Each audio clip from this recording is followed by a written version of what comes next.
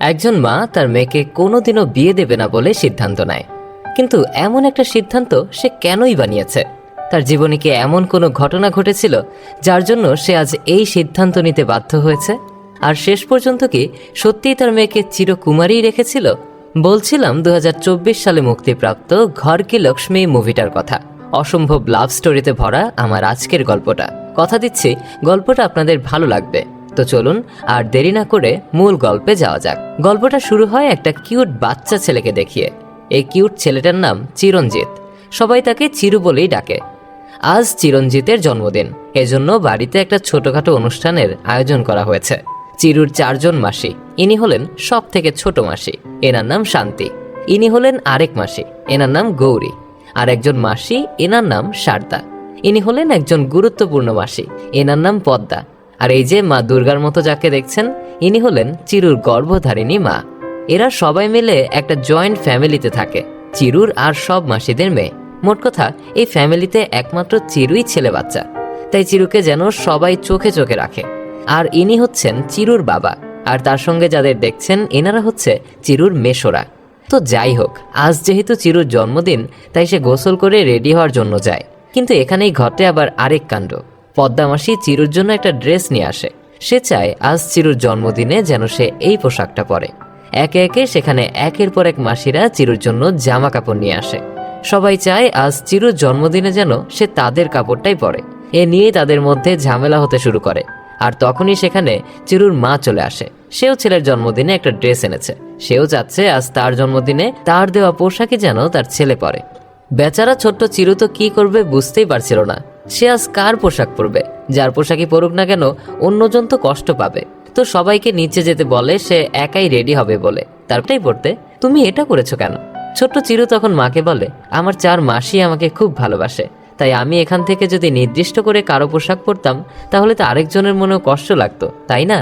ছেলের মুখে এমন কথা শুনে তার মা তো অবাক হয়ে যায়।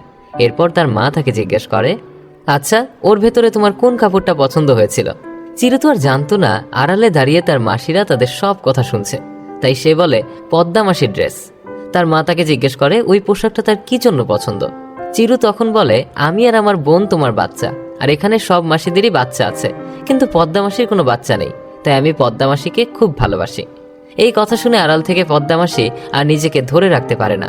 সে এসে চিরুকে জড়িয়ে ধরে আর সবাইকে বলে, চিরু এত ছোট হয়েও এত কিছু বোঝে। আজ থেকে আমি আলাদা করে ওর খেয়াল রাখতে চাই। ওর যত খেলনা লাগে আমি কিনে দেব। তাছাড়া ওর জন্য যদি কোনো মেয়ে পছন্দ করতে হয় তাও আমি করব।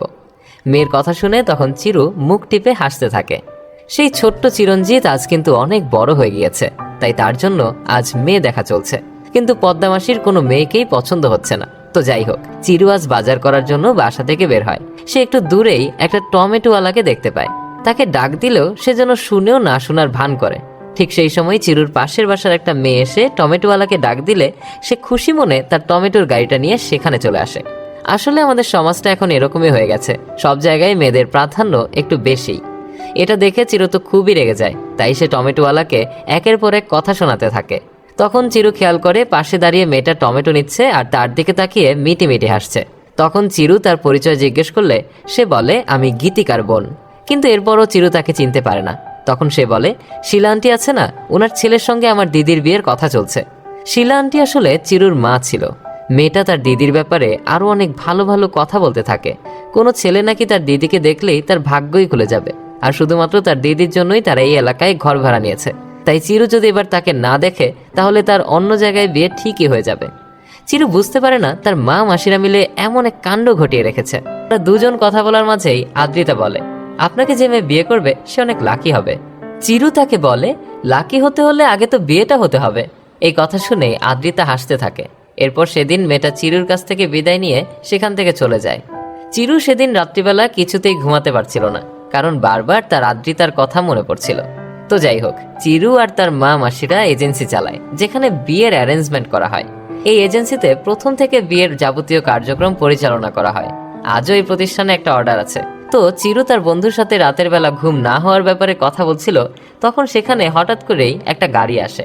চিরু আর তার বন্ধু দেখে সে গাড়ি থেকে 2 জন মেয়ে নামছে। চিরু খেয়াল করে ওই 2 জন মেয়ের মধ্যে একজন আদ্রিতা। চিরু আর তার বন্ধু ভাবে বিয়েটা হয়তো আদ্রিতার, কিন্তু পরক্ষণেই তাদের এই ভুল ভেঙে যায়। বিয়েটা আসলে ছিল আদ্রিতার সাথের মেয়েটার। এটা শুনে চিরু মনে মনে বেশ খুশিই হয়। রাতের বেলা সে আবারও আদ্রিতাকে নিয়ে ভাবতে থাকে। পরদিন সকালবেলা ঘুম থেকে উঠে সে তার মা মাসিরা যেখানে কাজ করছিল সেখানে গিয়ে শুয়ে পড়ে। ছেলের এমন আনমনা অবস্থা দেখে পদ্মা মাসি কি হয়েছে সে ব্যাপারে জানতে চায়। চিরু তখন বলে, আজ 2 দিন ধরে একজন আমার ঘুম কেড়ে নিয়েছে। চিরুর মা তখন জিজ্ঞেস করে, কে সে?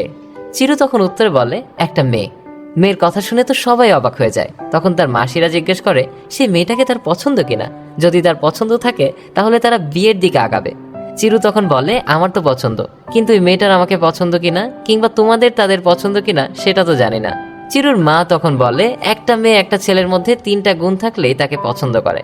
প্রথমত কেয়ারিং, এরপর স্পষ্টভাষী, আর 3 নম্বর যেন সে বুঝতে পারে আশপাশের সব থেকে সে তোমার প্রতি বিশ্বাস কিংবা ভরসা করতে পারে।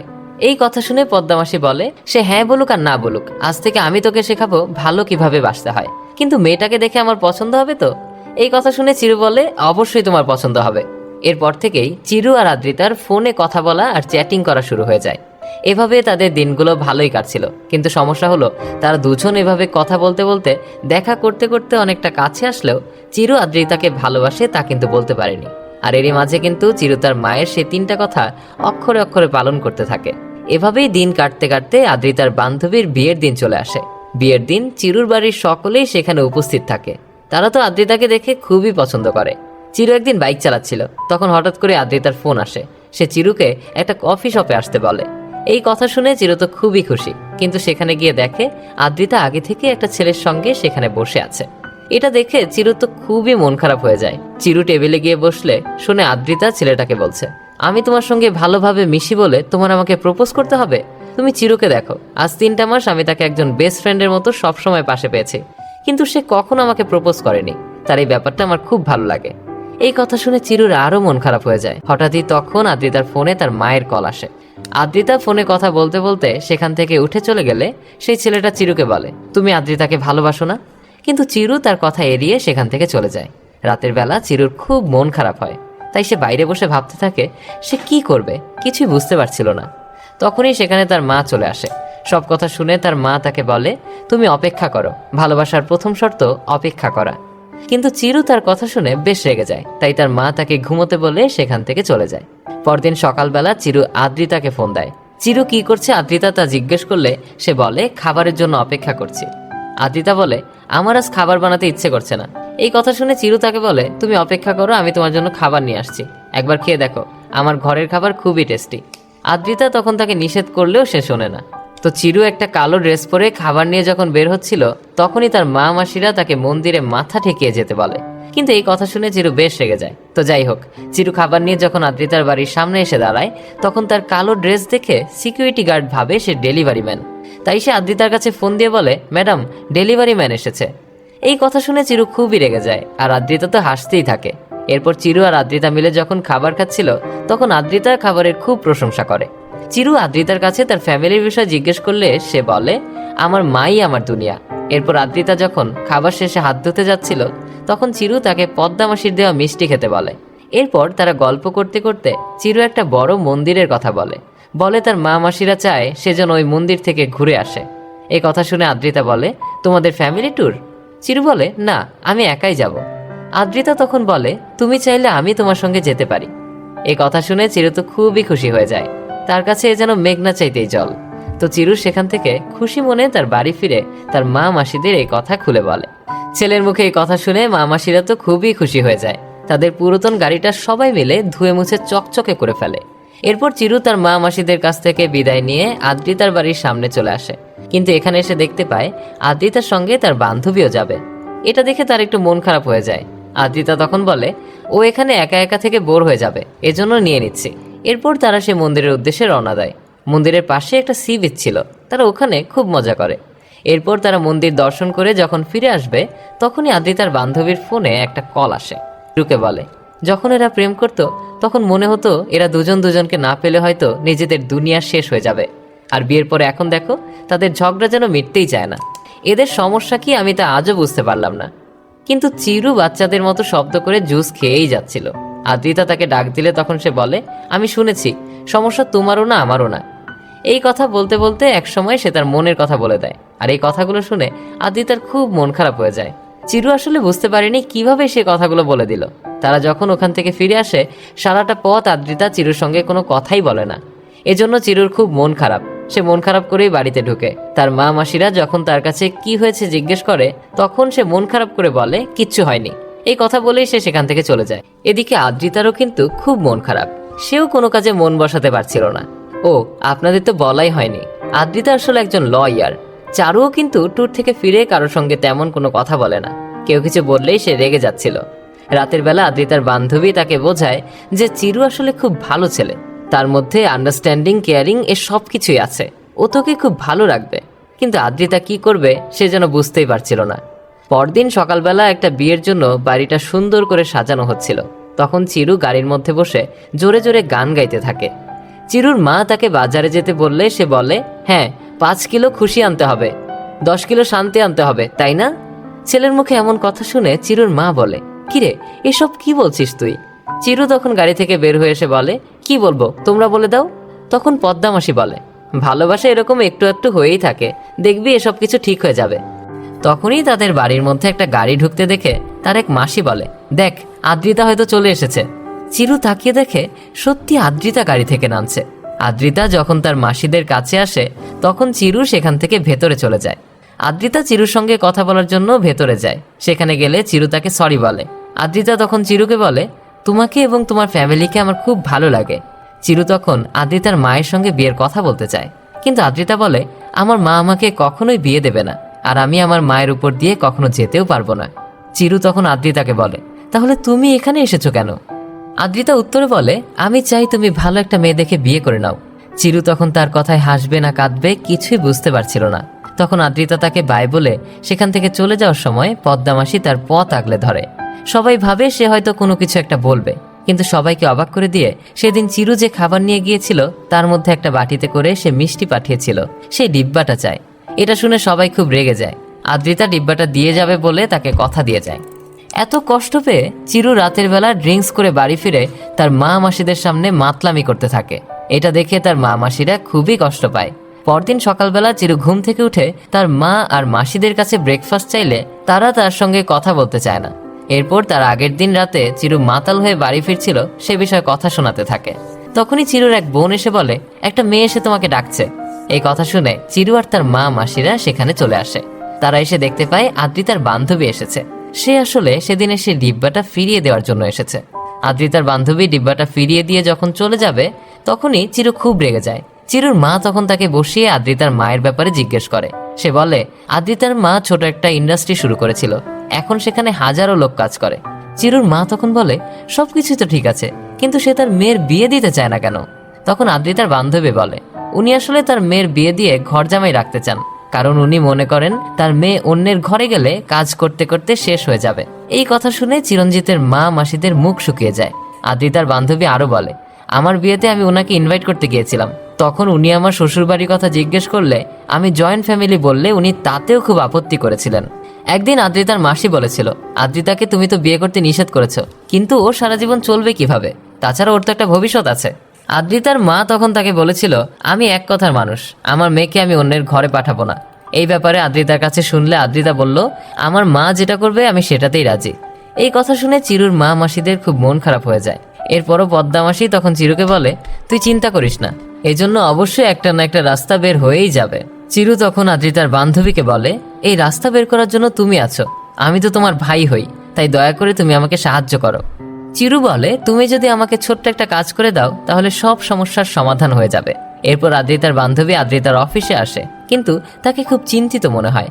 তার চেহারার দিকে তাকিয়ে আদ্রিতা কি হয়েছে জিজ্ঞেস করলে সে বলে, আজ তার হাজবেন্ড আসবে, এজন্য তার খুব টেনশন হচ্ছে। এদিকে তার ফোনে চার্জ নেই বলে সে আদ্রিতার কাছে তার ফোনটা চায়। আসলেই সবকিছুই চিরুর প্ল্যান ছিল। কথা বলতে বলতে বাইরে এসে সে আদ্রিতার ফোন থেকে তার মাকে একটা মেসেজ করে। তাতে লেখা ছিল, আমার বান্ধবীর ভাইকে পাঠালাম, সে তার বিজনেস শুরু করার জন্য তোমার ফ্যাক্টরি থেকে কিছু আইডিয়া নিতে চায়, ওকে সাহায্য করো। আদ্রিতার মা সঙ্গে সঙ্গে রিপ্লাই করে, ওকে পাঠিয়ে দাও। তো পরদিন সকালে আদ্রিতার বান্ধবী চিরুকে নিয়ে আদ্রিতার মায়ের কাছে যায়। সবকিছু শুনে আদ্রিতার মা তাকে পরদিন থেকে কাজে জয়েন করতে বলে। এটা শুনে চিরু তো নাচতে নাচতে সেখান থেকে বের হয়ে আসে, কিন্তু আদ্রিতার বান্ধবীর খুব টেনশন হয়। তো পরদিন কথা মতো চিরু রেডি হয়ে তার মা মাসিদের কাছ থেকে বিদায় নিয়ে আদ্রিতার মায়ের ফ্যাক্টরিতে চলে যায়। আদ্রিতার মা আসলে আগের দিন বলে দিয়েছিল ফ্যাক্টরিতে গিয়ে সারিকা ম্যাডামের সঙ্গে দেখা করতে, কিন্তু ফ্যাক্টরিতে গিয়ে সারিকা ম্যাডামের কথা বললে সবাই খুব ভয় পেয়ে যায়। সেখানে থাকা একজন লোক তখন চিরুকে সারিকা ম্যাডাম। তো যাই হোক, এর পরের দিন হঠাৎ করে ফ্যাক্টরিতে আদ্রিতা চলে আসে। আদ্রিতাকে দেখেই চিরু লুকিয়ে পড়ে। এরপরেও সে আদ্রিতার চোখে ধরা পড়ে যায়। আদ্রিতা তো তাকে দেখে অবাক হয়ে যায়। আদ্রিতাকে এভাবে তাকিয়ে থাকতে দেখে সারিকা ম্যাডাম তার কাছে এসে চিরু এখানে আসার কারণ খুলে বলে। চিরু তখন তাকে ধন্যবাদ দিয়ে সেখান থেকে চলে যায়। আদ্রিতা ফ্যাক্টরি থেকে বাড়ি ফিরে তার বান্ধবীর কাছে ফোন করার চেষ্টা করে। তখনই তার মা চলে আসে। এতদিন পর মাকে দেখে আদ্রিতা মাকে জড়িয়ে ধরে। তার মা তখন সে সেখানে কতদিন থাকবে জিজ্ঞেস করলে সে 1 সপ্তাহের কথা বলে। এই কথা শুনে অপর্ণা খুশি হয়ে সেখান থেকে চলে যায়। আদ্রিতা কি করবে বুঝতে পারছিল না, তাই সে রাতের বেলা চিরুর সঙ্গে দেখা করে আর তার মায়ের সঙ্গে মিথ্যা বলার জন্য তাকে খুব বকাঝকা করে। সে বলে, তুমি জানো না আমার মা মিথ্যা একদমই সহ্য করতে পারে না। কিন্তু চিরু বলে, আমি তোমার মাকে ঠিকই ম্যানেজ করে নেব। এরপরও আদ্রিতা ওর কোনো কথা না শুনে পরদিন সকালবেলা যদি সত্যিটা তার মায়ের সঙ্গে না বলে তাহলে সে মেসেজের ব্যাপারে সত্যি বলে দিবে বলে সেখান থেকে চলে যায়। তো পরদিন আদ্রিতা আর চিরু তার মায়ের অফিসে যায় সত্যটা বলার জন্য। তখনই সেখানে একজন মহিলা এসে সারিকা ম্যাডামের ব্যাপারে বলে। আসলে সারিকার মেয়ে কিছুদিন আগে একটা ছেলের সঙ্গে পালিয়ে গিয়েছিল, তাই সে আজ আবার ফিরে এসেছে। এই কথা শুনে তারা সবাই মিলে সারিকার কাছে চলে যায়। চিরু খেয়াল করে কিছুদিন আগে যে একটা ছেলে আর মেয়েকে বাঁচিয়েছিল এই যে সেই মেয়েটা। এটা দেখে চিরু মন খারাপ করে সেখান থেকে চলে যায়। সে আসলে মেলাতে পারছিল না যেই ছেলেটা এই মেয়েটাকে নিয়ে পালিয়েছিল সে কেনই বা এই মেয়েটাকে আবার ছেড়ে দিল। চিরু তো সেদিন তাদের বিয়ে দিয়েছে, তাই সে রাতের বেলা সারিকার মেয়েকে সব সত্য জানার জন্য ডাকে। কিন্তু ছাদের উপর থেকে আদ্রিতা আবার সেটা দেখে ফেলে, তাই আদ্রিতাও সেখানে এসে জানতে পারে সেদিন চিরুই এদেরকে সাহায্য করেছিল। এই কথা শুনে আদ্রিতা চিরুকে এখান থেকে চলে যেতে বলে, কারণ তার মা যদি এটা জানতে পারে তাহলে সে চিরুকে ছাড়বেই না। কিন্তু চিরুও নাছোড়বান্দা, সে আদ্রিতাকে বলে, আমি এই সমস্যার সমাধান না করে এখান থেকে যাব না। তাই সে ওই মেয়েটার কাছ থেকে ছেলেটার ঠিকানা নেয়। আর পরদিন চিরু আদ্রিতা আর চিরুর বন্ধু মিলে ওই ঠিকানা খোঁজার জন্য বেরিয়ে পড়ে। আসলে ওই ছেলেটার বাবার নাম ছিল ছাই কৃষ্ণা, তাই এটা নিয়ে গাড়ির মধ্যে তার বন্ধুরা হাসাহাসি করতে থাকে। এরপর তারা একটা চায়ের দোকানের সামনে গিয়ে এক লোককে জিজ্ঞেস করে হাই কৃষ্ণার বাড়ি কোথায়। এই কথা শুনে লোকটা তাদের ছাই কৃষ্ণার বাড়ি নিয়ে যায়। কিন্তু এখানে কৃষ্ণাকে দেখে তাদের মুখ দিয়ে আর কোনো কথাই বেরোচ্ছিল না। তারা এখানে কেন এসেছে এটা জানতে চাইলে চিরু আর তার বন্ধু ভয় পেয়ে উদ্ভটভাবে কথা বলতে থাকে। এমনকি তারা সেখানে নাচ গানও করতে থাকে। তখনই হঠাৎ করে সেই ছেলেটা চলে আসে। ছেলেটার নাম ছিল প্রশান।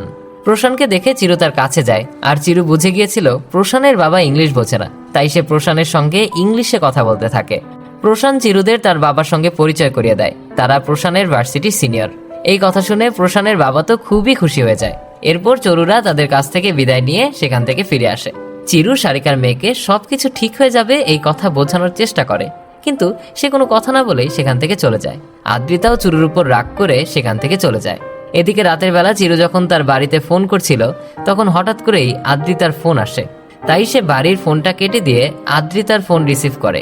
আদ্রিতা তখন তাকে জানায় মেয়েটা সুইসাইড করতে যাচ্ছিল।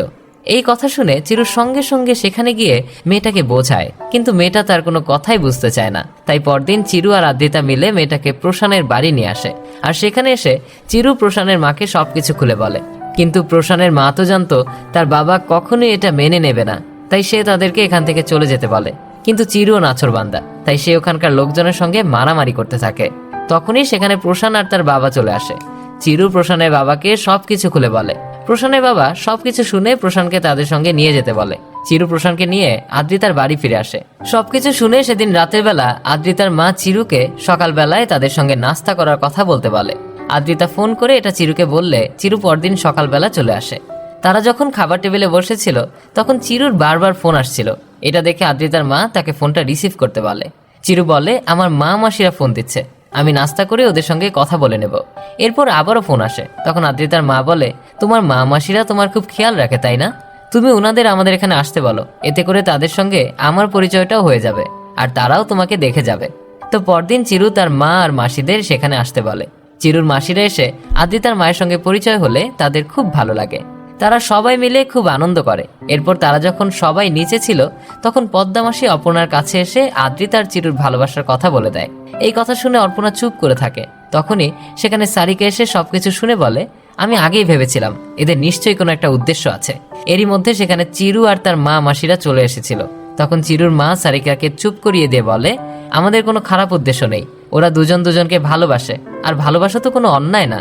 পদ্মামাসি অপর্ণার কাছে হাত জোর করে আদ্রিতাকে চায়, কিন্তু অপর্ণা এখানে কোনো কথাই বলে না, আর সারিকা তাদেরকে অপমান করে সেখান থেকে বের করে দেয়। চিরু তার মা মাসিদের নিয়ে তখন বাড়ির উদ্দেশ্যে রওনা দেয়।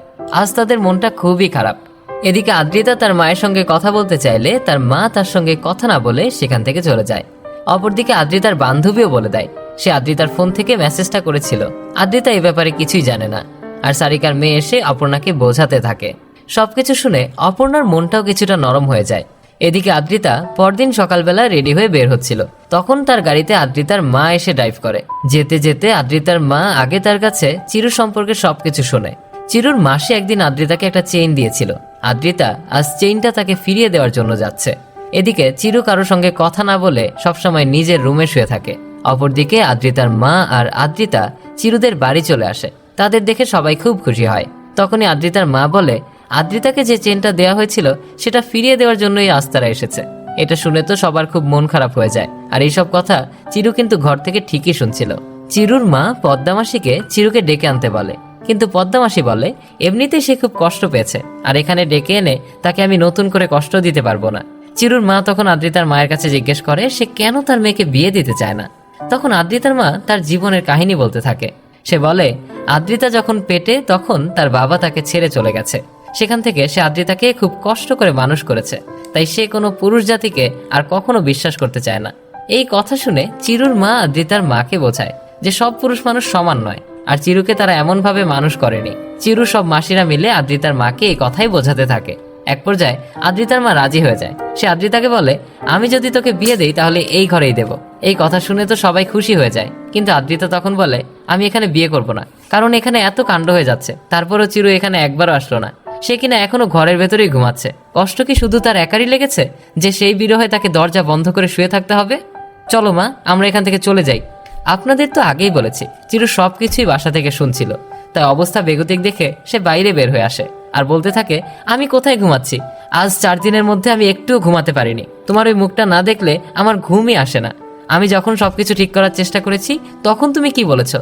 আমার মাই আমার দুনিয়া। কই, আমার তো এতগুলো মা, সেই ছোটবেলা থেকে আমাকে মানুষ করেছে, তাই এরাও আমার কাছে কম কিছু না। এই কথা বলে সে আদ্রিতার মায়ের কাছে ক্ষমা চায়। এরপর সত্যিই তাদের বিয়ে হয়ে যায়। বিয়েতে চিরুর মা মাসিরা এমনকি আদ্রিতার মাও নাচতে থাকে। আর এরকম একটা সুন্দর মুহূর্তের মধ্য দিয়েই আমার গল্পটা এখানেই শেষ হয়ে যায়।